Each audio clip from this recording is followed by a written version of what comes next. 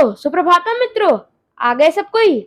आज की इस वीडियो में हम लोग डिस्कस करेंगे Pokhran bomb testing by India.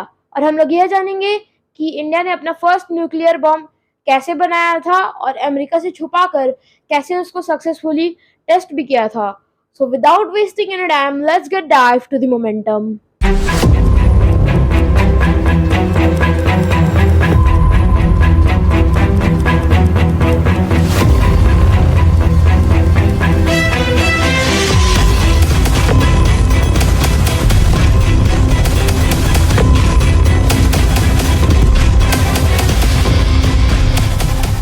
तो सारे भाइयों और बहनों, अपनी कुर्सी की बेटी बांध ले और अपने अपने हेलमेट डाल ले, क्योंकि अभी हम लोग निकलने वाले हैं अपने एक अनोखे सफर पर, जिस पे हम लोग जानेंगे इंडिया के पोखरण बॉम्ब टेस्टिंग के बारे में। और यह भी जानेंगे कि इंडिया ने अपना फर्स्ट न्यूक्लियर बॉम्ब कैसे बनाया था और उसको सक्सेसफुली कैसे टेस्ट किया था। तो चलिए बिना वक्त गवाए स्टार्ट करते हैं अपनी जांच में पड़ताल। और उस समय की भारत की जो प्राइम मिनिस्टर थी वो थी इंदिरा गांधी जी। और उनको जब ऐसा लगा कि भारत को भी एक न्यूक्लियर संपन्न देश बनने की ज़रूरत है, तब उन्होंने कुछ साइंटिस्ट को यह मिशन दिया कि वो एक न्यूक्लियर बम बनाए। उसके बाद हम लोग ने एक न्यूक्लियर बम बना भी लिया, जो कि बना था 1974 को, जिसका नाम था स्माइलिंग बुद्धा। और जब हम लोग ने स्माइलिंग बुद्धा का टेस्ट किया तो ये पूरी तरीक़ा से फेल हो गया, यानी स्माइलिंग बुद्धा फुस बम निकला। उसके बाद इंदिरा गांधी जी ने ये मिशन को स्टॉप नहीं किया और बढ़ने दिया। उसके बाद हमें कुछ अनमोल साइंटिस्ट्स मिले, जिनका नाम था एपीजे अब्दुल कलाम और चिदम्बरम। उसके बाद ये मिशन असली मिशन बना। उसके बाद जब हम लोगों ने फर्स्ट न्यूक्लियर बम को टेस्ट किया था, यानी स्माइलिंग बुद्धा को जब टेस्ट किया था, तब अमेरिका ने सोचा था आगे कभी ना कभी भारत भी एक न्यूक्लियर संपन्न देश बन सकता है, और ये अमेरिका के लिए एक खतरे की बात थी। तो इस वजह से ने अमेरिका 10 सितंबर 1996 को कुछ रूल्स पब्लिश किए, जैसे एनपीटी, एनएसजी और सीटीबीटी। सबसे पहले हम लोग जानेंगे एनपीटी के बारे में, यानी नॉन न्यूक्लियर नॉन प्रोफिगेशन ट्रीटी। यानी कि कोई भी देश किसी भी देश को न्यूक्लियर पावर कैसे बनाते हैं, इसका इंफॉर्मेशन, इसका फार्मूला नहीं बेच सकता। और फिर हम लोग जानते हैं एनर्जी के बारे में। एनर्जी यानी न्यूक्लियर सप्लायर्स ग्रुप, यानी कोई भी देश एक दूसरे को यूरेनियम नहीं बेच सकता, और कोई भी देश एक दूसरे को यूरेनियम तभी बेचेगा जब खरीदार देश सीटीबीटी पर साइन किया हो। अब हम लोग जानते हैं सीटीबीटी के बारे में, यानी comprehensive nuclear test ban treaty. यानी सीटीबीटी यह कहता है कि कोई भी देश ना ही जल पर, ना ही थल पर और ना ही वायु पर अपना न्यूक्लियर बॉम्ब को टेस्ट कर सकता है। तो ये एक खतरे की बात थी भारत के लिए, क्योंकि इन 3 ट्रीटी के तहत हम लोग न्यूक्लियर बम बनाना ऑलमोस्ट इम्पॉसिबल था। लेकिन जब हम लोग के साथ एपीजे अब्दुल कलाम थे, तब डरने की क्या बात थी। तो फिर हम लोग की बॉम्ब मेकिंग प्रक्रिया आगे बढ़ती है। उसके बाद इंदिरा गांधी अमेरिका को बोलती है कि हम लोग के यहाँ पर ये महाराष्ट्र में एक तारापुर जगह है, वहाँ पर एक न्यूक्लियर इलेक्ट्रिसिटी पावर प्लांट लगाओ भाई। तो अमेरिका ने सोचा मतलब ठीक है भाई, लगा देते हैं। तो कहती है इंदिरा गांधी जी, कहती हैं कि सुना है कहीं 300 करोड़ का खर्चा आता है। तो ये अमेरिका बोलता है कि मतलब वो मन ही मन बोलता है कि 200 करोड़ का खर्चा आता है, ये तो 300 करोड़ बता रही है। उसके बाद अमेरिका वहाँ पे ये प्लांट लगा देता है, इलेक्ट्रिक न्यूक्लियर पावर प्लांट लगा देता है। उसके बाद ये इंदिरा गांधी बोलती है कि नहीं चाहिए भाई तुम्हारा हमको पावर प्लांट, वापस ले जाओ, तुम यहाँ से हटा दो वापस। बोलती है कि हट, तुम कैसा बात कर रही हो भाई, तुमने कहा लगा दो, पैसा तो दो कम से कम उसका। तो क्या चीज़ का पैसा, तुम क्या बनाया है ये NSG nuclear supplier group, uranium नहीं देखा। तो अमेरिका बोलता है कि हाँ हाँ तुमको दे देंगे, तुम बना लो अपना इलेक्ट्रिसिटी, तुमको दे देंगे। तो यहीं पर अमेरिका थोड़ा सा चालाक बन गया और हम लोग थोड़ा बेवकूफ़ बन गए।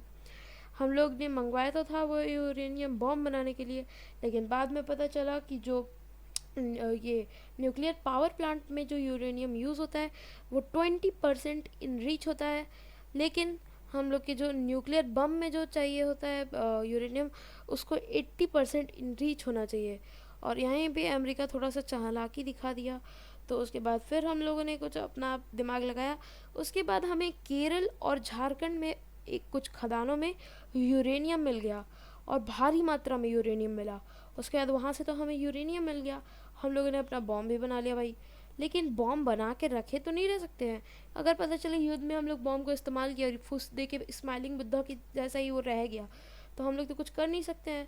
तो टेस्ट करना भी तो ज़रूरी है। लेकिन उसने बना रखा था CTBT रूल, यानी कि ना छल पर, ना ही तल पर, और ना ही वायु में हम लोग टेस्ट कर सकते हैं न्यूक्लियर बॉम्ब को। तो उसके बाद हमारे साइंटिस्टों ने कुछ दिमाग लगाया, और अमेरिका ने देखा कि APJ अब्दुल कलाम है तो वो तो बना ही देंगे। तो अमेरिका ने सोचा कि इसको थोड़ा सा फुसला कर अमेरिका लेकर आते हैं। तो नासा गया APJ अब्दुल कलाम के पास, और उनको कहा कि क्या आप यहाँ पे बेकार का, यहाँ पे आपका कोई भविष्य नहीं है, आप हमारे साथ आइए। फिर जब वो गए वहाँ नासा देखने, तो उन्होंने दिखाया देखो कितना बड़ा बड़ा मशीन है हम लोग के पास, कितना सारा कंप्यूटर्स है, और आप यहीं पे आ जाइए। तो APJ अब्दुल कलाम ने फर्स्ट तो उनको मना कर दिया, क्योंकि APJ अब्दुल कलाम अपने देश के लिए काम करना चाहते थे। उनका कोई नहीं था, उनका बस देश ही था। तो उन्होंने अमेरिका यहीं पे सबसे बड़ा गलती किया, APJ अब्दुल कलाम को नासा बुलाकर। नासा जब वो APJ अब्दुल कलाम नासा गए, तो उन्होंने देखा कि नासा ने इंडिया के ऊपर कुछ सैटेलाइट्स छोड़ कर रखे हैं। और ये मतलब हम लोग को तो ये जनरल सा बात है कि वो सैटेलाइट इस वजह से छोड़ा है ताकि हम लोग इंडिया का मूवमेंट देख पाए कि वो न्यूक्लियर बॉम्ब बना रहा है कि नहीं बना रहा है, ये न्यूक्लियर बॉम्ब का टेस्ट कर रहा है कि नहीं कर रहा है। तो उन्होंने जब देखा और वापस इंडिया आकर बता दिया कि जो उनका जो सैटेलाइट है वो 1-1.5 घंटे में पूरा एक चक्कर लगाता है, और वापस आकर इंडिया का खबर पहुंचा कर उसके बाद फिर एक चक्कर लगाता है अर्थ का। तो APJ अब्दुल कलाम ने जब ये पता लगा दिया, तो उसके बाद हम लोग का तैयारी वैसे ही हो रहा था कि 1-1.5 घंटे यानी जो गैप है, वो सैटेलाइट का जो गैप है, उस गैप के अंदर में ही ब्लास्ट हो पाए। उसके बाद आए मतलब इंदिरा गांधी बहुत पहले हट गई थी।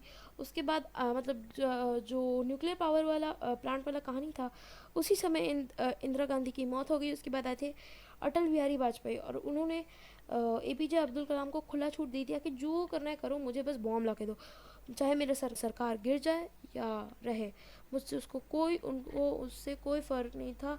बस उनको चाहिए था एक बॉम्ब, यानी न्यूक्लियर बॉम्ब। तो हम लोग ने बॉम्ब बना करने का प्रक्रिया शुरू कर दिया।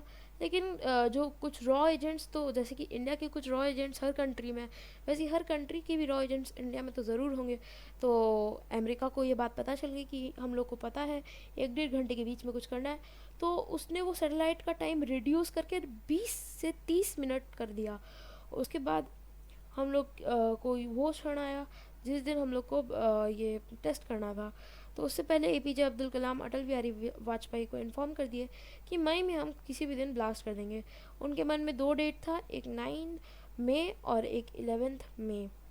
तो उन्होंने 9 में पहला दिन चूज़ किया, यानी 9 मई 1998। उसके बाद उन्होंने एक बम फोड़ दिया। जैसे ही सैटेलाइट यहाँ से गया, वैसे ही उन्होंने एक न्यूक्लियर बम को ब्लास्ट कर दिया अचानक से। उसके बाद में पूरा तो भाई वहाँ पे धुआं धुआं हो गया, क्योंकि न्यूक्लियर बम था ना भाई।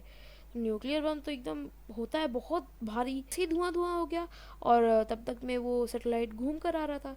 तब APJ अब्दुल कलाम अटल बिहारी वाजपेयी को बोले कि बोल दीजिए राजस्थान में भयंकर तूफान आया है।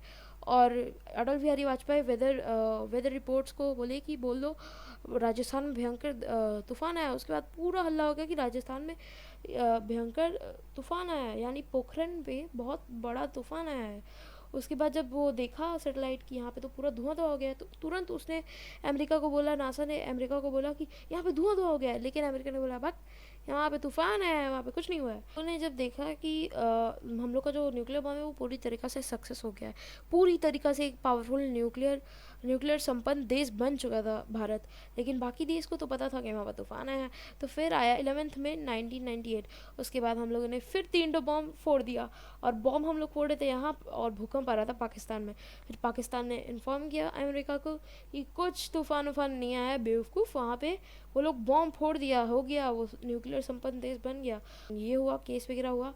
तो हम लोग ने सारे केस को जीत लिया, क्योंकि पहले अमेरिका ने बोला कि हम लोगों ने एनपीटी को तोड़ा है, तो हम लोग ने कहा नहीं, हम लोग ने एनपीटी को नहीं तोड़ा है, हम लोग ने किसी से भी न्यूक्लियर बनाने का फार्मूला नहीं खरीदा है, हम लोग ने खुद से बनाया है।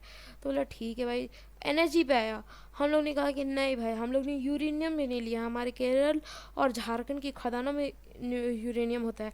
उसने कहा कि आपने सीटीबीटी को उल्लंघन किया है। तो भारत ने कहा नहीं, हमने सीटीबीटी का उल्लंघन नहीं किया है। ना ही हम लोग ने जल पे परीक्षण किया, ना ही थल पे परीक्षण किया, और ना ही एयर पे परीक्षण किया, यानी वायु में परीक्षण किया। हम लोग ने ज़मीन के नीचे परीक्षण किया। तो अमेरिका पूरा चकरा गया। उसके बाद अमेरिका ने बहुत सारे सैंक्शंस लगा दिए भारत पर। और फिर अमेरिका ने इंडिया पर बहुत सारे सैंक्शंस लगा दिए, जिस वजह से इंडिया की जो इकोनॉमी है वो थोड़ी सी ख़राब हो गई। लेकिन फिर इंडिया ने उसे स्टेबल कर लिया कुछ ही दिनों में, और आज इंडिया एक न्यूक्लियर संपन्न देश है। तो आज के लिए बस इतना ही। मिलते हैं आप लोगों से अगली वीडियो में। तब तक के लिए जय श्री राम, जय हनुमान।